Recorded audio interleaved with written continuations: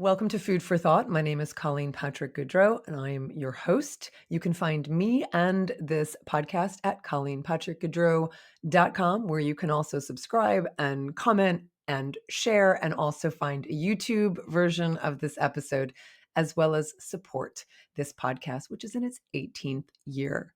Today's topic is protein-packed plant foods. Hi, everyone. I hope you're doing fabulously well, as usual. We are returning to protein. If you haven't yet listened to Are You Eating Enough Protein Part 1 and Are You Eating Enough Protein Part 2, I highly recommend doing so. It's going to give you a lot of context for this episode we're doing today. In those two episodes, I touched on how US dietary guidelines shaped the way we think about protein and why so many people still equate protein with animal meat. We also looked at the shift from meat as a food group to protein as a nutrient category in the government recommendations, how protein actually functions in the body, and why plant and animal amino acids are identical. There's no difference. I shared why the RDA is really just a minimum, what leading plant-based nutrition experts recommend in terms of protein intake, and how my own perspective has deepened, especially as I've added resistance training in a really serious way. And I'm focusing on my protein needs, especially as someone who is leveling up. I'm not aging, I'm leveling up. I am not age 55, I am level 55. So go listen to those episodes for that, for context. Today, I'm going to continue this conversation, and here's what we're going to dive into exactly: how I've doubled, if not more than doubled, my protein intake. But this is all about which plant-based foods, which plant foods have the highest amount of protein in grams. But we're also going to talk about which ones pack in protein with the fewest calories. I want to reiterate and acknowledge something at this point, because I know so many of us have dealt with the narrative that it's difficult to get protein. It's just a myth. It's just a narrative. As soon as someone hears that you're vegan, the first question they ask obviously is, but where do you get your protein? The implication being obviously that you cannot eat enough plants and get the amount of protein that is required to be healthy, to function, all the things. So when I look back, I realize that most of the people who ask these questions, they're not athletes. They're not serious weightlifters who are really tracking their own protein. They're just regular people who had absorbed the public fear and misconception that you can't get enough protein, or that you can't get complete protein without eating animal flesh and secretions. I understand why it's frustrating to see such an obsession with protein dominating the public sphere right now. I'm getting a lot of questions from people about that. And I've been around long enough, 55 years now, to see many, many, many, many trends come and go. And this is one of them. So even though protein is getting so much attention right now, the hype will die down. However, like with other trends, sometimes when the dust settles, the residue left behind is indeed full of something to value and some truth that we want to focus on. So it might feel like a fad, and the heightened aspect of it will fade, but I think there's really some value in the conversation that's happening right now publicly, and I'm really proud to be part of this conversation. In that first episode, Are You Eating Enough Protein?, I talked about the history of US nutrition standards and how the original recommendations were framed around meat. And I think this has really contributed to the public conditioning that protein means meat and meat means protein. But the good news is I think that's changing. The nutrient recommendations, the nutrition recommendations now that the government's recommending, it's on nutrients. It's recommending protein. And I think that's really, really a healthy step in the right direction. And when you look at the government website listing plant proteins right alongside animal proteins, they're not implying that the plant proteins are in any way inferior or incomplete. Having said that, I do often notice certain buzzwords that reveal the lingering bias toward animal flesh. One of those is when you see the recommendation for lean protein. When experts say that people should eat lean protein, it's usually shorthand for chickens, breasts, and fishes and turkeys, not beans lentils, or tofu. But of course, the irony is that by the USDA's own criteria, plant proteins are lean proteins. According to the USDA, a lean protein source is defined as having less than 10 grams of total fat, no more than 4.5 grams of saturated fat, and under 55 milligrams of cholesterol per 100 grams of food. By that definition, beans and lentils and tofu and tempeh and seitan and quinoa and oats are all lean proteins because they contain no cholesterol. They're naturally low in saturated fat, and they're often lower in fat in general than animal flesh. On top of that, they provide fiber and antioxidants and micronutrients that you will never get from animal meat. So when someone says, make sure you're getting lean protein, the truth is that's exactly what you're doing when you eat plant-based protein. I think that's just worth keeping in mind. And in our conversations, when we hear people say lean protein, we can push back and say, yeah, that's exactly what plant proteins are. In fact, a follower recently sent me an article from the San Francisco Chronicle titled "The Single Most Important Behavior for Women in Perimenopause and Menopause." That was the title of the article. And in it, the author quoted an expert: eat protein. People in midlife should aim for 1 to 1.5 grams of lean protein per kilogram of body weight a day. Now, if that's all they said, I would have known that they were talking about animal protein because of the use of the word lean. But it went on beyond that, and it was very apparent that they were positioning animal protein as superior to plant protein because right after they talked about recommending lean protein, the very next sentence was kind of a quick, almost dismissive nod to plant proteins. But in the next breath, they claimed that animal protein was superior because it's better absorbed and more complete. It's so frustrating. It's so annoying. It's so outdated, and it's so untrue. So I wrote a letter to the editor. Dear editor, thank you for covering the important topic of diet and exercise for peri and postmenopausal women. However, I was troubled by the suggestion that animal protein is superior, describing it as better absorbed and more complete. This framing is misleading and outdated. According to the U.S. Department of Agriculture and the Academy of Nutrition and Dietetics, high quality plant proteins such as soy, tofu, tempeh, legumes, and lentils provide all essential amino acids and are highly digestible. We'll talk more about what that means. In fact, numerous studies show that soy protein effectively and efficiently supports muscle mass and strength, and millions of women worldwide, including and especially in cultures where soy has been a dietary staple for centuries, have thrived on diets rich in plant-based protein throughout their lives, from their reproductive years through menopause. I urge you to update the article to include plant-based protein options so the advice is inclusive, evidence-based, and applicable to all women. Sadly, they did not publish my letter. What I would say, if I had more space and time, is more about why saying that it's outdated and misleading. Better absorbed usually refers to protein concentration. And it's true. And I said this in part 1 of Are You Eating Enough Protein? So please go listen to that many plant foods do have a lower concentration of protein per bite. Why? Because plant foods come packaged with all the good stuff that people are not getting enough of, such as fiber and micronutrients and phytonutrients. And I'll take those mixed in with my plant proteins any day. So per bite or per calorie, you may get less concentrated protein than from a trimmed animal cut, but that's a feature, not a bug. It's the benefit of plants.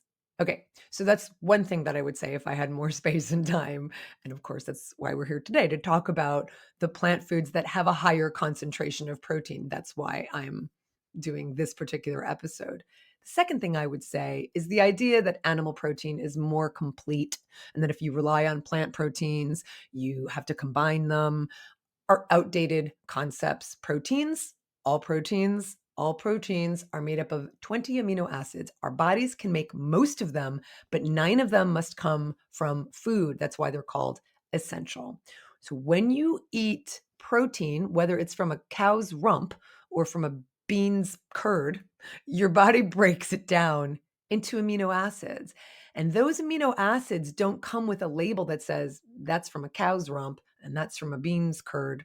Your body doesn't care. It just takes those amino acids and uses them to repair tissue, to build muscle, to create enzymes, and to keep you alive and thriving. And as long as you're eating a variety of plant foods throughout the day, you're getting all of those essential amino acids from food.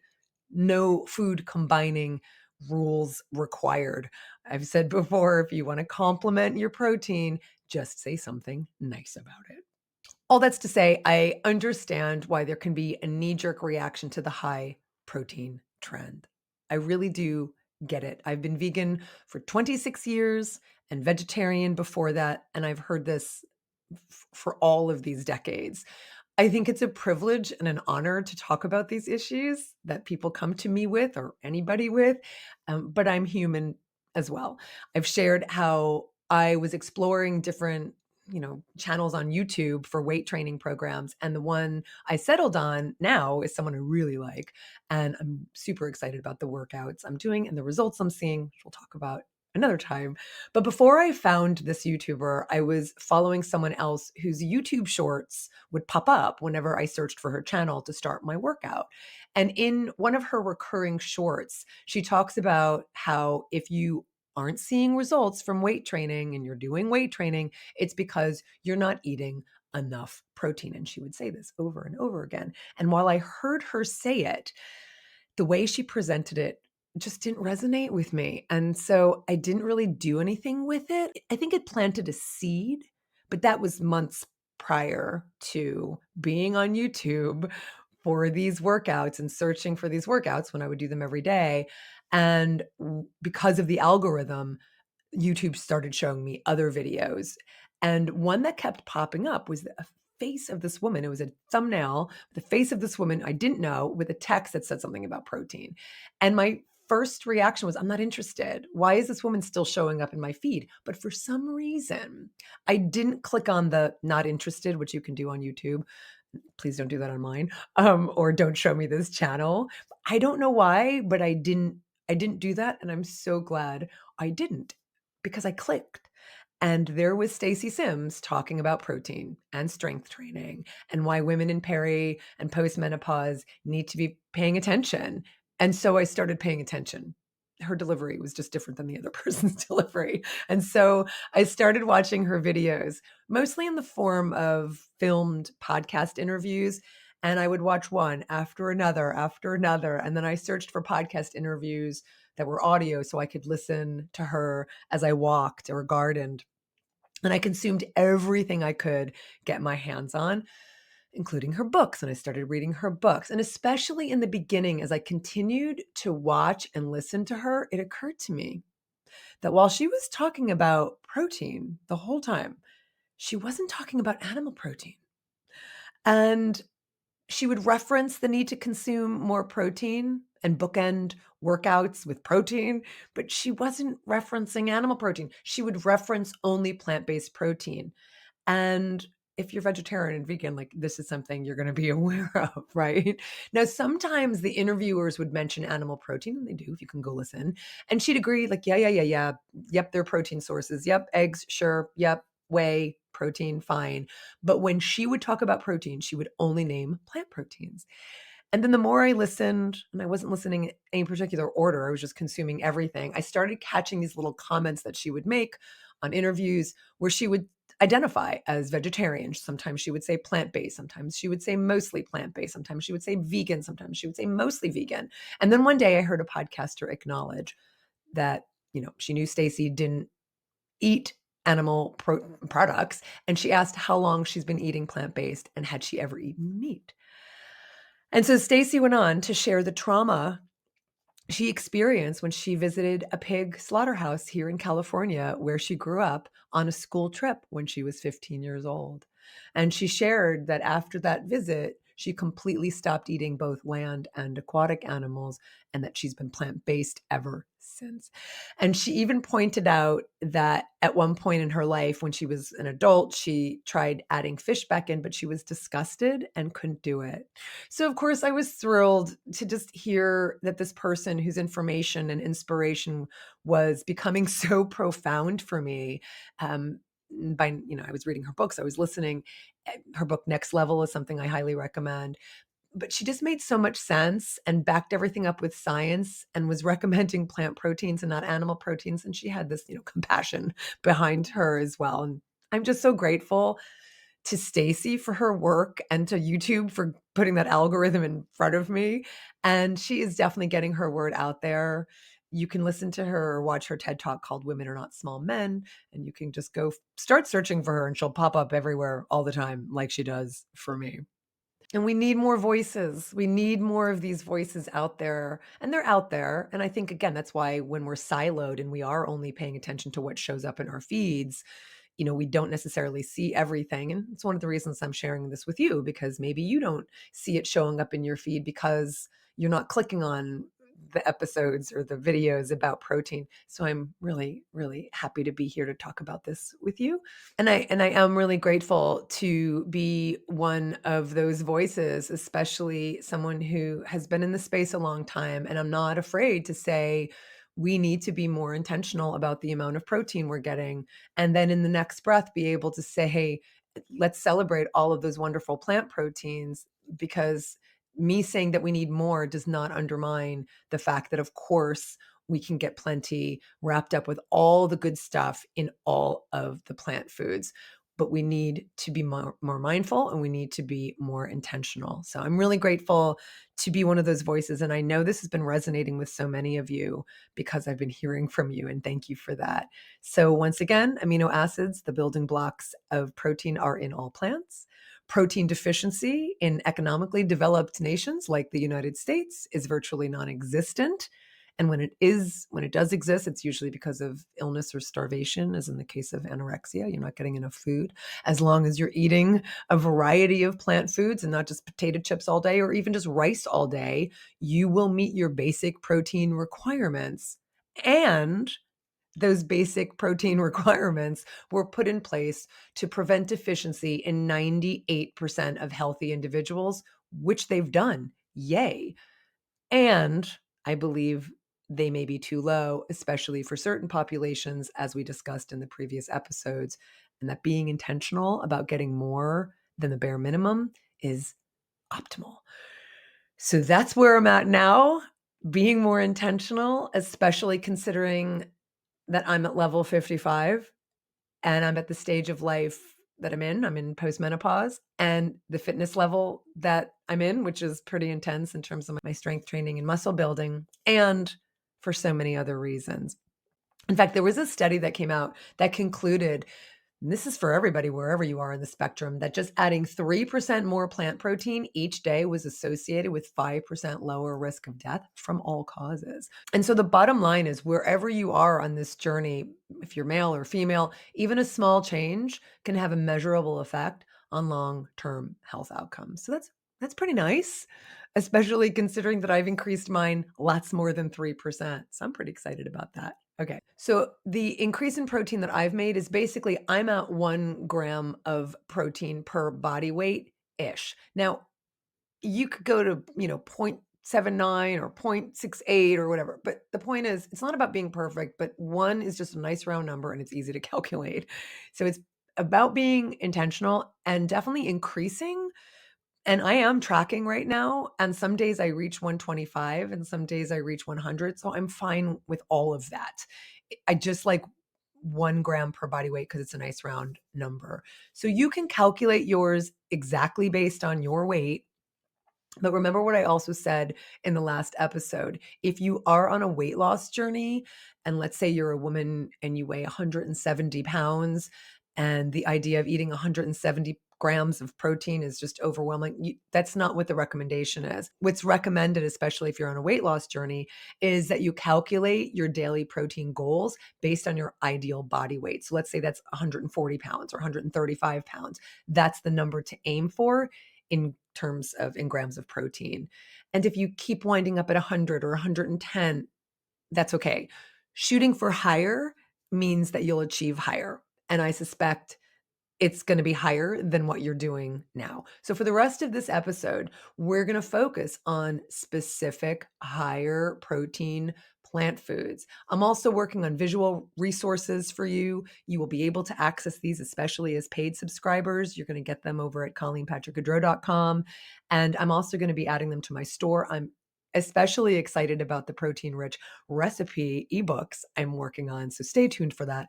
It takes a long time, but I'm having trouble keeping up with all of the content that is pouring out of my head. It is indeed abundance management, but that's what I signed up for. So let's talk about the higher protein plant foods. First, a couple qualifiers. This is important. Number one, here's how we're going to do this. I'm going to rank them from highest to lowest or lower, not just by grams of protein, but by how much protein you get per 100 calories. It's one thing to say, I don't know, beans have a lot of protein, but looking at the protein to calorie ratio gives you a much clearer picture. So instead of just saying beans have X grams of protein per cup, I'm going to show you how many grams of protein you get per 100 calories and what 100 calories actually looks like, of course. Now, you can focus just on grams of protein because it's still going to work in our ranking system. But looking at the protein to calorie ratio is especially helpful if your goal is to lose body fat while gaining muscle. It's often called body recomposition. That ratio helps you see which foods give you the biggest protein bang for the calories you're eating. Now, if your goal isn't fat loss, if you want to just build muscle or maintain your weight, the ratio can still be useful. So it's not just for people trying to lean out. It's a tool anyone can use to be more intentional about the foods they choose and kind of see how many calories you have to eat to get this much protein, right? Now, speaking of body recomp, in the next episode, we're going to go deeper into what that actually means, how we can use protein strategically, looking at timing and focusing on what are called BCAAs, branch chain amino acids, like leucine, which play a really key role in stimulating muscle growth and preventing muscle breakdown, especially as we age, especially as we level up.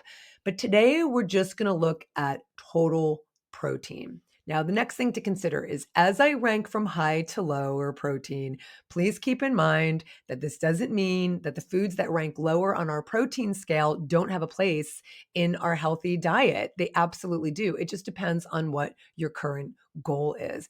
Maybe you're trying to lose body fat while building muscle, or maybe you're looking to maintain your weight but get stronger and build muscle. The point is, we can adjust and pull all these different levers depending on what our goal is or what our goals are, because we can obviously have more than one goal at a time. And knowing not only which plant foods are high in protein, but also which ones are lower in calories can help you create a plan that fits those goals. Finally, also please keep in mind that I'm focusing on high protein plant foods that are realistic to eat 100 calories of. For instance, spirulina. Technically, spirulina is incredibly high in protein, about 20 grams per 100 calories, but you need to eat 5 tablespoons of it to get those 20 grams. And maybe someone is eating 5 tablespoons a day, but I don't eat 5 tablespoons of spirulina. I don't even eat spirulina. Okay, so the point is, it's just not realistic as a food source. It can work as a supplement. You can consider it. You can put it in your smoothies or what have you, but I'm not including it because it's just not practical. Same thing with spinach and kale, right? Both of these leafy greens come in at around 10 to 12 grams of protein per 100 calories. Spinach is a little higher at 12 grams. And that sounds impressive, but the reality is you have to eat 8 to 10 cups of cooked kale and cooked spinach to get that 10 to 12 grams of protein. So 10 in kale and 12 in spinach. So I like spinach as much as the next guy, and I love my kale. But most of us are not going to eat either in that kind of volume. So yes, they're technically protein dense per calorie, but I don't think it's realistic to think of them as high protein sources. Eat them for all their other amazing nutrient density, but not for their protein. Okay, let's get stuck in. We're going to start with our protein stars, the plant foods with the highest amount of protein per 100 calories. I'm also going to give you real life measurements for what 100 calories looks like so you can easily picture 100 calories. Okay, one last caveat. When you actually make meals with these proteins, the protein content is going to be much higher than just the 100 calories that I'm stating here. So just keep that in mind. I'm just talking about the highest protein individual foods, not meals. That's going to come later in the ebooks and the recipes and the videos that I'm planning on making for you. They're coming. They just take time to create. So what we're going to do today is just focus on the foods. Okay, here we go. Number one, our first category is going to be what I'm calling protein superstars. So these are the protein superstars. And in this category of the superstars, these are the foods that pack 15 to 20 grams of protein per 100 calories. And number one is seitan.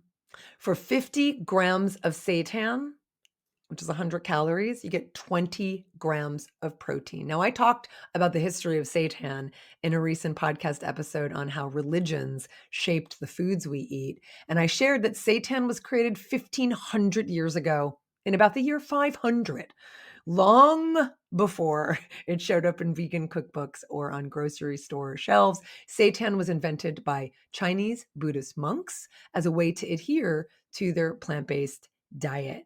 Basically, seitan is wheat where you've rinsed that wheat to remove the starch. And they found that they were left with this dense, chewy protein we call wheat meat. It's been called wheat meat or seitan. And originally it was served in Buddhist temples so that they could eat what had the consistency of flesh without doing any harm. From there, these culinary innovations made their way to Japan, where Zen monks embraced and adapted them and brought them into their own temple cuisine. And then it spread out to the general population and then to the West as we know it today. Seitan is basically pure protein. In fact, while seitan goes back centuries in Chinese Buddhist cuisine, the word is relatively modern. It was coined in Japan in the 1960s by George Osawa. He's the founder of the macrobiotic movement, and he brought the word and the food to the West. In Japanese, seitan roughly means made of protein. That's what it means. It means made of protein. In China, it was known as wheat muscle. So in both ways, you can see what a protein powerhouse it is and how it literally does help build muscle. So that's seitan. Now, commercial seitan is widely available, not just sold on its own as seitan, but also as wheat gluten that shows up in a lot of other plant-based products. So you can find seasoned seitan made by Upton's Naturals, West Soy, Sweet Earth. These are some of the more popular brands, and they're delicious. You can also find wheat gluten blended with beans or soy or vegetables to make products like sausage links or sausage patties or plant-based deli slices. And you can find those from companies like Field Roast or Tofurky and Gardein. Now, I want to speak to what I'm sure many of you are asking and thinking, and that is, but isn't seitan an ultra processed food and shouldn't I avoid it? Frankly, I do not think so. No more than a lovely baguette from my local bakery is ultra processed. Both are made from wheat that's been altered. In bread, the bran and germ are removed to make white flour, leaving mostly starch. In wheat gluten and seitan, the starch is removed, leaving mostly protein. They're different processes, different outcomes, but neither, in my opinion, belongs in the same category as sodas and packaged snack foods and sugary breakfast cereals and fast food and processed deli meats. I do not put those in the same category. I don't put this in the same category as those at all. Neither the baguette nor the seitan has the nutrient density of a head of broccoli, it's true, or a bowl of blueberries, but compared to protein from the muscle of an animal where you're also getting saturated fat and dietary cholesterol and animal cruelty and greenhouse gas emissions, you're not getting that from protein-rich seitan. So that's another consideration. And let's be clear, no one is suggesting that you eat only seitan or only baguettes and you skip the blueberries and the broccoli. The point is, seitan is just one more protein-rich food we can fold into a diet already full of whole, vibrant, healthful, colorful, nutrient-dense plants. And one more thing to say about seitan, of course, those are wonderful products that you can find commercially. I've always raved about Field Roast and Tofurkey. They're just wonderful companies and products. I will also recommend that you can make seitan at home. You just need vital wheat gluten. You can find that in stores. Bob's Red Mill has a version. You can also find it in bulk here in Oakland. I go to the Food Mill. If you're in the San Francisco Bay Area or in San Francisco, you can go to Rainbow Grocery. You can find it in bulk, and we get it by the vat. I shouldn't say that, but I mean, we get a lot. And I make seitan several times a week, and I double the batch and I put it in the fridge, and then I use it for stir fries, for little kind of like better than chicken salads, just for so many things. I also have sausages, a recipe for sausages that I make using the vital wheat gluten. It is so easy. And I know for those of you out there saying, like, no, I'm not a cook and I don't want to make my own seitan, that sounds hard, then go buy it. That's fine. Just go buy the seitan already made. But it is one of the easiest things to make. It's not like making bread. It's faster. You don't have to knead. You're just steaming it or simmering it. It depends on which method you want to use. Now, if you are interested, I do have a homemade seitan on-demand cooking class. You can go to ColleenPatrick-Goudreau.com, go to the store, go to the shop, and then you can just find the on-demand classes, and you can find the homemade seitan. I teach you how to make little chicken nuggets. I teach you how to make the sausages, and I teach you how to make the seitan. And that is a video. There's a video instruction as well as the recipes. So I just want to make sure you see that as an option. And then one more tip from the hip, or a tip from the hip, about seitan or about the vital wheat gluten is you can bump up the protein content in baked goods just by replacing a couple tablespoons of all-purpose flour that's called for in the recipe with a couple tablespoons of vital wheat gluten. I wouldn't do more than a couple tablespoons, and you can kind of play with the ratios that work for the recipe that you're using. But it's a really fun way to add, again, I know I have a warped sense of fun, to add a little bit more protein to just baked goods. It could be pancakes, could be waffles, could be cookies or muffins. In fact, we do that for okara cakes. We make okara cakes. Okara is the leftover bean pulp when we make our homemade soy milk, which we do several times a week. And so we have all that leftover bean pulp called okara, and we make like kind of crab cakes, okara crab cakes with bay seasonings and onions and deliciousness. We use the vital wheat gluten as a binder, and it works so beautifully. The all-purpose flour is a binder, but it doesn't bind as much as the vital wheat gluten does, and you get more protein. So that is seitan. I have so much more to say about seitan. I love seitan. But we're going to move on to the next one. And the next one is fava bean tofu. What? Yeah, fava bean tofu. Fava bean tofu. It's new. I'm going to talk about what it is, but basically you get 20 grams of protein for just 70 grams of the fava bean tofu. Now, just so that you can picture that, a block of tofu, fava bean or otherwise, is about 350 grams. So if you use half a block, it's about 200 grams-ish, you're getting about 50 grams of protein just from that one ingredient. So fava bean tofu is a relatively new product. It's made by companies like Big Mountain Foods, very popular right now. And it's essentially tofu made from fava beans instead of tofu made from soybeans. And you can use it just like you use traditional soy-based tofu. And of course, it's a great option for those of you who are allergic to soy or who don't like it. Now, I tried it recently and I honestly didn't love it, but I ate it straight out of the package, which is how I eat traditional tofu because I love tofu so much. I suspect that I would enjoy it more prepared in a recipe with seasonings and sauces. So I'd love to hear your thoughts if it's something you have made or eaten. Either way, it's worth giving it a shot. So give it a shot. And I wanted to include it here because it is a very high protein plant food, even though it's kind of new in the market. I just wanted you to try it. Next, protein powders. Okay, I'm going to talk about protein powders, but first of all, the protein content varies by brand, but for 100 calories, you usually get about 15 grams of protein, about 20 grams of protein. So let me say before I go on, because some people, vegans and non-vegans, kind of hate on protein powders, and I know it's because there's an assumption that protein powders are unnecessary, that we should be able to get all the protein from whole foods, that they're ultra processed. And I will share my opinion with you, which is I don't agree. I wouldn't be sharing them here with you if I thought something was unhealthy. And so the assumption is that all protein powders are the same, and they're not. You will probably find some in the market that are highly processed and that's just full of crap, but I'm not talking about those. I'm talking about the ones made with clean ingredients. And the point about protein powders is they're not meant to replace meals, they're meant to supplement them. They're a really practical addition, especially if you want to boost healthy protein without boosting all of your calories, and they're quick and they're convenient. And like any product, some are going to be better than others in terms of ingredient integrity and in terms of taste. So I recommend looking for protein powders, first of all, that have ingredients that you can recognize, that don't have fillers, that don't have additives. Just look at the ingredients label. And of course, you want one that tastes good as well. So maybe look at reviews and see what you think. Obviously, go by recommendations. You will not be surprised to hear me talk about Compliment. Compliment is my go-to brand. I love their protein powders. They have not paid me to say this. I am an affiliate of theirs.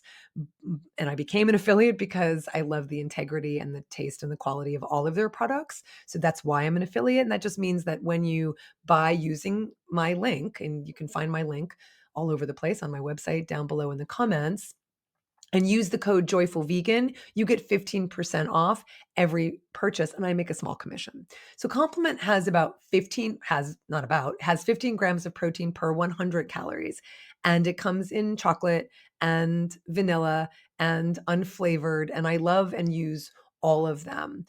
Why? Because each of those powders, each one, the plain and the chocolate and vanilla, they each provide the 9 essential amino acids needed for muscle building and repair. Each batch is USDA certified organic, and each is third-party tested for heavy metals and purity and safety, and they share those results publicly. So those are the kind of things to look for in the protein powders that you're looking at as well. Now, those brands are out there. There are good ones. There's Garden of Life, there's Orgain, there's Momentous, there's Vega, there's Veg. Just look at the labels, look at those criteria that I recommend, and look at reviews, look at the price point. Really just depends on where you are and what you're looking for, and choose the one that's right for you. Now, most of the plant-based protein powders provide 15 to 20 grams of protein per 100 calories. So that's also the range you're looking for. And I keep kind of planting the seed about BCAAs. These are the branch chain amino acids, and like leucine. And leucine is one of the most important of them because it's really effective at increasing the protein muscle synthesis. And you want to get about 2 to 3 grams of leucine a day. And you can get that in 30 grams of protein. You get that in Complement for 30 grams of their protein, but it's also just something you want to look at. Look at the amino acids profile of the protein powders you're looking at. Another tip from the hip, similar to what I said about adding vital wheat gluten to baked goods, protein powders can also be used in creative ways beyond just, using them for shakes and smoothies. You can stir a tablespoon or two into oatmeal or chia pudding. You can whisk a bit into a pancake or waffle batter. You can fold them into energy bars. I mean, so you can use the protein powders in other ways as well. So take a look, see what you like, see what you find. Let me know what you think. I'm very interested. So those are our protein superstars. Now let's move to our protein standouts, which are 10 to 14 grams of protein per 100 calories. And we're going to start with one of my favorite foods on the planet, and that's tofu. For 70 grams of tofu, soy tofu, 100 calories, it's 12 grams of protein. So a standard block, again, is like 350, 400 grams. So again, if you ate half a block, about 200 grams, you'd be getting about 30 grams of protein just from tofu. And we're talking about extra firm tofu, super firm, which has that 12 grams of protein per 100 grams. Trader Joe's high protein tofu, which is the one we get, it's even denser with about 14 grams per 100 grams. So 12 to 14 grams is what we're looking at. So tofu is simply soybeans and water, and it's been around for over 2,000 years, again, made in China. It's not dissimilar to cheese making. You start with milk, in this case, soy milk. You add a coagulant to separate the curds from the whey, and then you press the curds into blocks. For tofu, the coagulant is often nigari, which is a mineral rich extract from seawater, as opposed to the enzymes from a calf's stomach, which is used to make dairy cheese. So, depending on the coagulant and water ratio, you get different textures of tofu, from silken to extra firm. And sometimes there's calcium because of the coagulant that's used. That's it. It's not a mystery food. There's nothing artificial. There's nothing weird about it. It's just a simple traditional food that has stood the test of time. Now, one of the problems is that people who say they don't like tofu often just have the unfortunate experience of not having it prepared well, especially for the first time, so it turns them off. Tofu's a blank slate. It's like pasta or rice. You're not going to like just eat pasta by itself. It's waiting for the ingredients and the flavors and the sauces and the way you cook it to make it fabulous. And depending on how you prepare it, you've just got a variety of textures to choose from and flavors and final results. So firm and extra firm tofu is wonderful for scrambles, right? So similar to like a scrambled egg dish, or you can cube it and you can air fry it and turn it into little crispy bites. You can stir fry tofu with vegetables and sauces. You can crumble it and make an eggless egg salad. You can also freeze it and thaw it, which has also been done for centuries in Japanese cuisine. I talked about this in the Japanese episodes. It's called koyadofu. And once you freeze the block, then you thaw it and you squeeze the water out, you get a chewy texture, kind of spongy, drier, and it's fantastic for like chili or pasta sauces because it has a really chewy, meaty texture. Now, silken tofu is wonderful blended into sauces and desserts and puddings. And you'll just have to wait for more recipes from my ebooks, but you can find them in my previous books as well. So that is just a few things to say about tofu. There's so much more to say. Of course, anticipating your questions and your concerns and your thoughts, I will promise you that we are going to do more about soy and hormones and menopause in future episodes. You're just going to have to wait. That's not what we're talking about today. Speaking of soy and another standout, the next food is tempeh. So for 55 grams of tempeh, you get 100 calories, you get 10 grams of protein. A typical tempeh block is about 250 grams. And so again, if you use half that block, let's say 125 grams, like for stir fry or grain bowl or what have you, you're going to get 20 to 25 grams of protein right there. That would be pretty typical for a tempeh. And that's how much you would typically use for a serving, right? Now, you can eat the whole block in a meal and you'd get 40 grams of protein for only 350, 400 calories. I think that's pretty amazing. So what's tempeh? Now, whereas tofu is made by turning soybeans into milk and then pressing it into curds with the coagulant, because of the coagulant, tempeh is made from the whole soybean itself, which is cooked, fermented, and formed into a firm block. Because it's made from the whole bean, it's even more nutrient dense than tofu, and the fermentation makes it especially good for the gut microbiome, something we're all hearing about today. The result is a chewy, kind of nutty food. It's versatile in cooking, and it packs a fantastic protein punch. So how do you cook with tempeh? There are so many ways to cook with tempeh. You can cube it and toss it into a stir fry. You can marinate it and bake it and put it in kind of grain bowls. You can slice it thin. I'm making it today, actually, for dinner tonight. You can marinate it with soy sauce and maple syrup and liquid smoke, and you have a tempeh bacon. You can crumble it into tacos and sloppy joes or chili. You can toss it with mayo and celery and onion and carrots for a better than chicken salad style sandwich or salad. You can thread it onto skewers with vegetables for kebabs and grill it. You can crumble it into pasta sauce for, again, that kind of meaty texture. But I will say this, I have a tip from the hip. Tempeh can be an acquired taste because some people find it a little bitter. But there is a trick. There is a tip from the hip, and I've been teaching this for years. Steam it first before you do anything else with it. 10 minutes. 10 minutes of steaming before you do anything else will make it tender, lighter, softer, and less bitter. And I think you will love it. Trust me. Trust me. Just do it. You're going to love it. Okay, next. Another high protein standout, also soybean based, and that's TVP, or textured vegetable protein. It's a soy-based product that's been around forever. For 100 calories, you get about 12 grams of protein. Now, I don't personally use TVP, but I wanted to include it here. It's inexpensive, it's shelf stable, it's versatile, it's widely available. I have nothing against it, I just don't use it. You can find it in bulk bins, usually by the flours and grains. Bob's Red Mill, again, has one that's easy to find. It's sold dry, so you have to rehydrate it in hot water or broth to make it edible. And on its own, it's like, again, plain pasta. You have to flavor it. And it is a blank canvas. So you can add spices and sauces and marinades and herbs and what have you. And people use it for chili and tacos and sloppy joes and in pasta sauces in place of ground beef. And it's fantastic.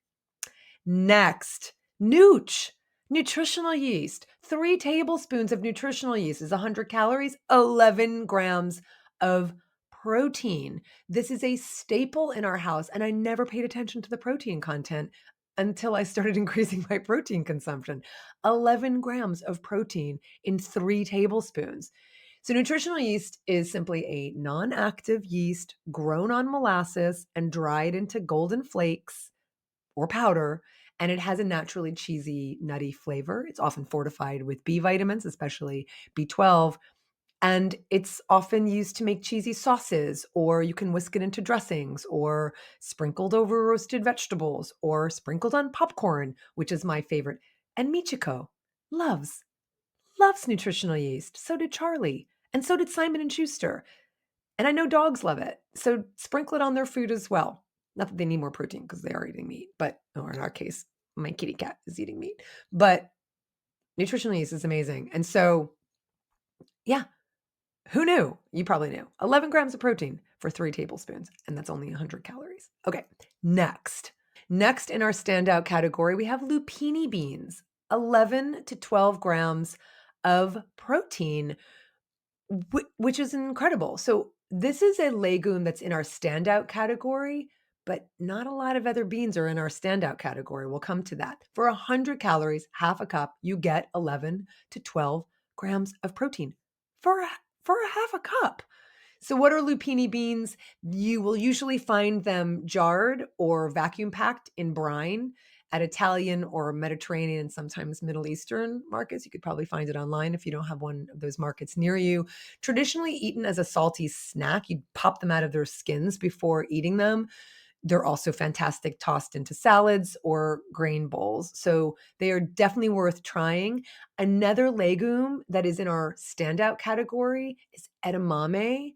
Just a half a cup of edamame is 100 calories and 10 grams of protein. Now we're going to come to beans and lentils and the rest of the legumes in another category, but they are not here. All those beans are not in our standout category, but edamame are.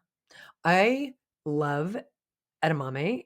They are absolutely a staple in our house, and you can find them really in any grocery store these days. I'm sure you originally had them in a Japanese sushi restaurant, but they're basically young green soybeans, and they're sold usually frozen. You can also get them in the pods, or you can find them already shelled. I usually get them already shelled in the freezer section, and they're wonderful to have in the freezer. You can steam them. You can toss them into salads. You can put them in stir fries, grain bowls. You can make a hummus out of them. I have a recipe for that in Color Me Vegan.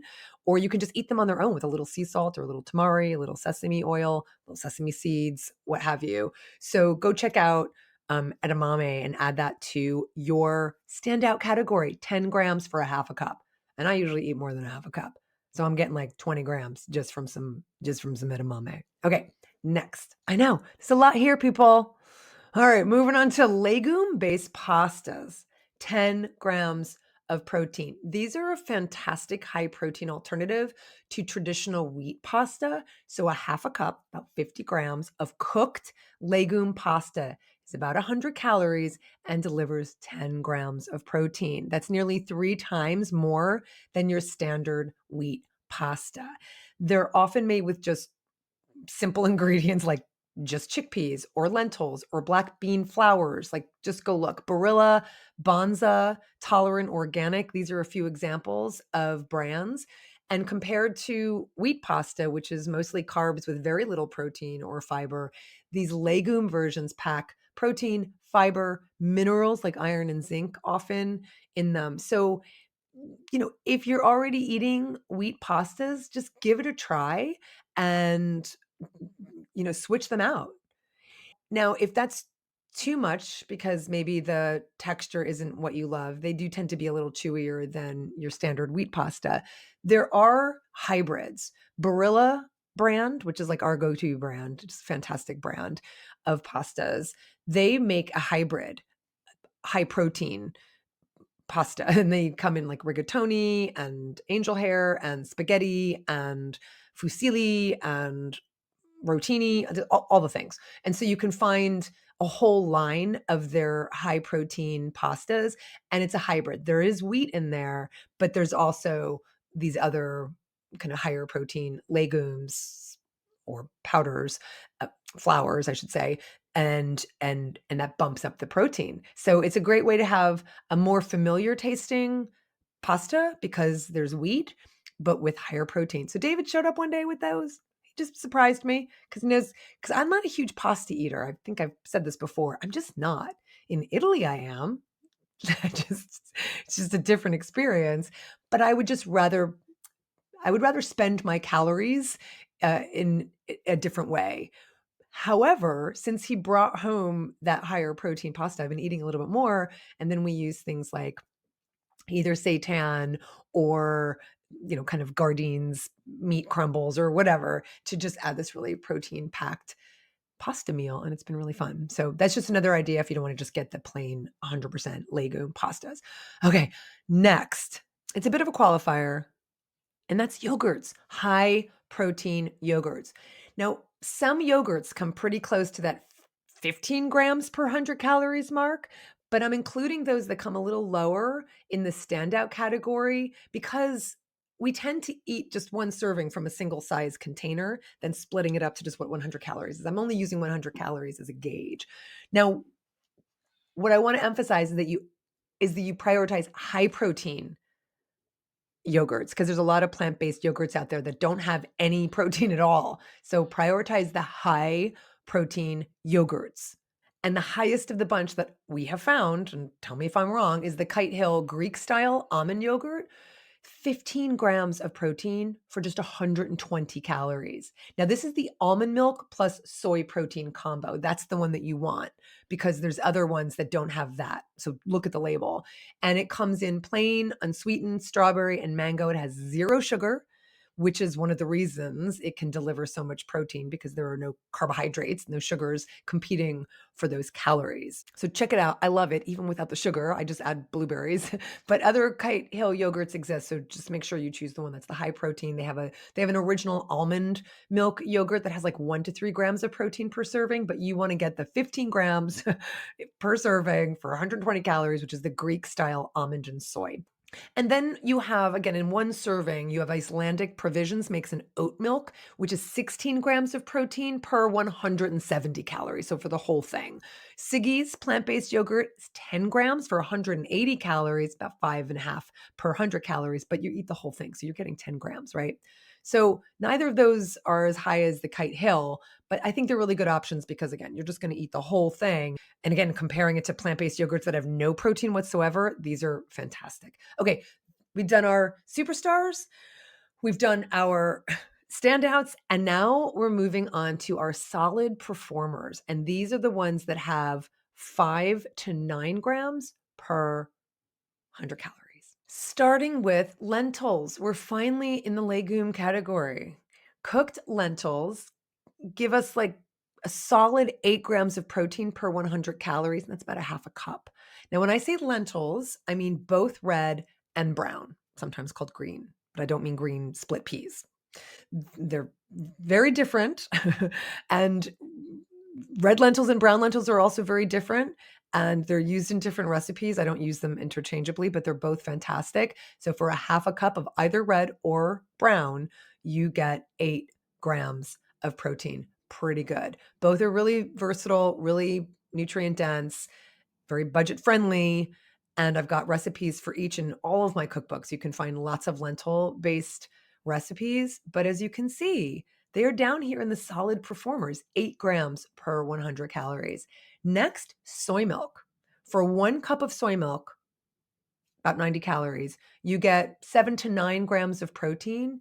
Now, if you're already drinking almond or oat milk and you love them, that's fine. But if you want more protein content and it doesn't matter to you what your plant milk is, soy milk is hands down the best. Store-bought is great. It's getting pushed out by other plant milks these days, but we make soy milk several times a week using our soy milk maker. You can find my favorite countertop appliances at ColleenPatrick-Goudreau.com.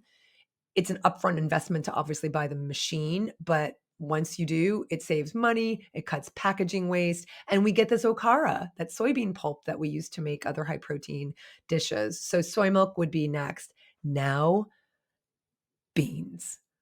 Often touted as a fantastic protein source, and they are great sources of many things, but they're not in the superstar. They're not in the standout category. They shine in other ways. They are rich in fiber. They are packed with antioxidants. They are packed with minerals like iron and magnesium and potassium. They are loaded with those phytonutrients we've talked about in the past. Wonderful, wonderful things. People aren't getting enough of any of those things. But as far as protein, the protein content varies by type, but typically speaking, we're talking about 6 to 7 grams per 100 calories, about a half a cup to a third a cup, right? So these are absolutely, they belong in your diet and they're great for so many things, stews and soups, whatever. But 6 to 7 grams per 100 calories for most of the beans, except for one. Well, except for many, because I already named the edamame and the lupini. But one of our amazing beans, my favorite bean of all time, is the chickpea, the garbanzo bean, chechi, chana, hummus. All those words mean chickpea. Chickpea is only 5.5 grams of protein per 100 calories. Wah, wah. Don't stop eating chickpeas. I'm not stopping eating chickpeas, but just in terms of the ranking system, they are 5.5 grams of protein per 100 calories. So you do the math, you figure it out, you figure out where they belong in your daily diet. And isn't it fun to pull all these different levers to kind of figure out which ones we want to do and how much we want over here? And I'm going to do a little higher over there. So keep adding them into your diet, but just keep that in mind. And of course, you can find a ton of recipes for chickpeas in all of my cookbooks as well and in my on-demand classes. Okay, I'm going to add the Beyond Burger here for 100 calories. It's kind of cheating a little bit, which is a third of a patty. You get 8 or 9 grams of protein. But of course, a full patty is 230 calories, which is still not that much, and 20 grams of protein. So I'm including it here because, again, when we compare it to a beef burger, Beyond delivers plenty of protein, no cholesterol, no saturated fat, no animal suffering, no greenhouse gas emissions, and it crumbles beautifully into tacos and chili and pasta sauces. And there's other Beyond products beyond the burger, but I just wanted to include it here. Next, we're going to do seeds. Seeds, the ones that are here in the solid performers category, are not all the seeds, just a couple seeds. And the first one is hemp seeds. Now, I don't eat a lot of hemp seeds, but for 2.5 tablespoons and 100 calories, you get 6 grams of protein. That's really good. So sprinkle them on different, foods, like in your oatmeal and what have you. You get the omega-3s, you get the iron, you get magnesium. They have a wonderful little nutty flavor, and they're great salads, avocado toast. Put them in your smoothies. You don't have to grind them like you do flax seeds. You just put them in whole. Another seed, love pumpkin seeds. 2.5 tablespoons again, 100 calories, 5.5 grams of protein. Crunchy, flavorful, great snacks, higher in protein than most other nuts and seeds, which we haven't even come to yet. When we are talking about kind of this, protein-calorie ratio, and again, depending on what your goals are. I do think nuts and seeds can be an addition. I was in Florida, my sister asked me because we were talking all about protein. I've got a whole plan for her. I've created a whole fitness and wellness plan. Planning on having that conversation with her today. It's taken me weeks to work on it for her just because I wanted it to be really solid and easy for her to follow. And she asked me if I eat nuts and seeds because she didn't see me eat any. And of course, they're great. I would suggest that if your goal is to be mindful of the protein calorie ratio, maybe not just sit on the couch and have a bowl of nuts and seeds. However, adding, 2.5 tablespoons or whatever throughout the day on your soup, on your salad, on your oatmeal, what have you, they're wonderful additions. So once again, don't eliminate them completely, include them in your diet, and just be aware of the protein calorie ratio. Okay. Moving on to our last category. Yeah, we're finally at our last category. And that is the category I'm calling sustainers. 3 to 5 grams of protein per 100 calories. And again, I think these are the kind of ones to think about as, sustainers. You're adding them to other things. They're not as high in protein as you might think, because they're often touted as being high protein, especially one in particular, and that's quinoa. 100 calories, half a cup, 3 to 4 grams of protein. Love quinoa. Not going to stop eating quinoa, but that is not a great ratio, right? You'd have to eat a lot of quinoa to get a good amount of protein. Now, compared to white rice, which has virtually no protein, no fiber, no other nutrients, quinoa, of course, is fantastic for all the reasons. It cooks quickly, 2 minutes in the pressure cooker. Game-changing experience in my house, right? But it's often touted not only as a high protein food, but as a complete protein. Why? Because while all plant foods contain all essential amino acids, quinoa's balance of those amino acids is a little better than most grains, especially when it comes to lysine. So that's why it often gets singled out. Even though it's not the most protein dense choice, it tends to have higher amounts of all of the amino acids. So keep quinoa in your diet, just know the ratio. Just know that it's not the highest protein. Next, something else I'm never removing from my diet. I know it's not the highest protein relative to its calories, and that's peanut butter. 1 tablespoon, 100 calories, 3.5 grams of protein. Never going to stop eating peanut butter. But depending on where I am in my goals and where I am kind of in my life, I'm just more mindful of where that goes. So another tip from the hip, if you love peanut butter, but you don't want all of the calories from the fat, I highly recommend trying powdered peanut butter. I remember when this came out years ago, a friend of mine who's been very fitness focused for many, many years suggested it. And I was like, why wouldn't you just eat peanut butter? Because I wasn't at the same place I'm at now. I'm in a different place. So powdered peanut butter is wonderful. I will add it to my smoothies. I do different flavors in my smoothies. Sometimes I add it in addition to the complement protein powder, sometimes instead of. Sometimes I mix it into oatmeal, which is fantastic. So you can use it in a bunch of different ways. The brand I use is called PB Fit. There are other brands, but that one has the best ratio. And that ratio is 8 grams of protein for 70 calories, and that's 2 tablespoons. So that's a pretty good amount. 11 to 12 grams for 100 calories. It's pretty good. So check it out, try it, keep your peanut butter if you want, but powdered peanut butter is a great idea. And finally, we're at nuts and other seeds that we haven't talked about. For about 100 calories, a small handful or about 1 to 2 tablespoons, you get 2 to 4 grams of protein. Almonds, cashews, walnuts, sunflower seeds, chia, flax, they all land here in this category. Now, even though that's modest, it's still a good way to add some protein and flavor and crunch and texture and nutrients. But I would think of them, like I said, as toppers for salads, for oatmeal, for smoothies, for grain bowls, but not as, not as your greatest protein source. And then you've got all the plant foods, your oats, your barley, your corn, your potatoes. Broccoli has 4 to 5 grams of protein for 100 calories, but you have to eat 2.5 cups. A banana has a gram of protein. Blueberries, a cup, a gram of protein. Kale, as we talked about, 1 cup, 3 grams, but you have to eat a lot. So keep eating all the plants for all the reasons. for the fiber, the vitamins, the antioxidants, the phytochemicals, make them everyday essentials. But I hope this helped you kind of understand when we're looking for the biggest protein hit relative to calories. That's what we got. That's what we got.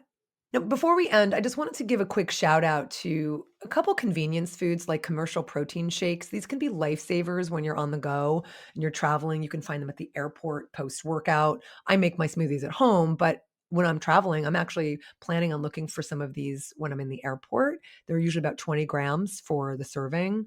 Again, they're not replacements. They're just convenience. And I wanted to mention them. Same thing with protein bars. I never eat protein bars. Never, never, ever, ever, ever. However, being more mindful of my protein consumption, we are about to have a very long journey to Croatia for my Joyful Vegan trip to Croatia that I'm hosting, 2 back-to-back trips. Can't wait.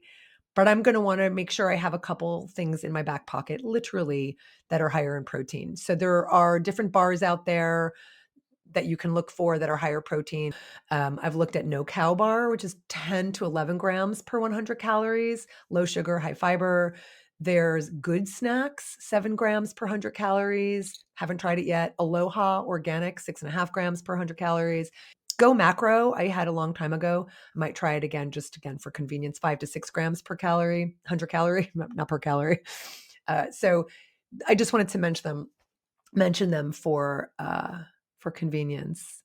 Okay, recapping and then closing because I have no more energy left. I'm going to go eat my protein-rich lunch now. Really hard to do this episode being hungry. Protein superstars. Recap: 15 to 20 grams per 100 calories. Seitan, fava bean tofu, protein powders. Next category, protein standouts, 10 to 15 grams. Tofu, tempeh, TVP. Nutritional yeast, lupini beans, edamame, legume pastas, and high-protein yogurts. Next category, solid performers, 5 to 9 grams, lentils, soy milk, beans, chickpeas, Beyond Burger, pumpkin seeds, and hemp seeds. And then finally, sustainers, 3 to 5 grams per 100, quinoa, peanut butter, powdered peanut butter, which really should be much higher up there. And then you've got your convenience foods like protein shakes and protein bars. Coming up in the next episode, we're going to talk more about body recomposition, using protein strategically. I'm so excited about sharing this with you. I'm going to share the tweaks I've made, the results I've been seeing, which has been amazing, not just from increasing my protein, but I also made another tweak, which has been a game changer. We're going to unpack protein timing around weight training, interval training, and cardio. We're going to talk about how to maximize muscle protein synthesis. I've given you a little bit of a hint about that. We're going to talk about collagen, what it is, if vegans should take it, if anybody should take it. Collagen, I get a lot of questions about that. We're going to talk about anabolic resistance, what it is, what we can do about it, BCAAs, the branch chain amino acids, crucial for triggering that muscle protein synthesis, and so much more. So that's what we're going to talk about. Protein, not just as a nutrient, not just being in food, but as a strategy for the goals that you are hoping to achieve. In the meantime, I hope you enjoyed this episode. I hope you enjoyed the video version of it. Please appreciate it because it takes me longer to do both the video and the audio. Everything takes longer than you think, especially when you're a one-woman show. So again, please consider supporting this podcast in whatever way you can. Support this episode, support this series.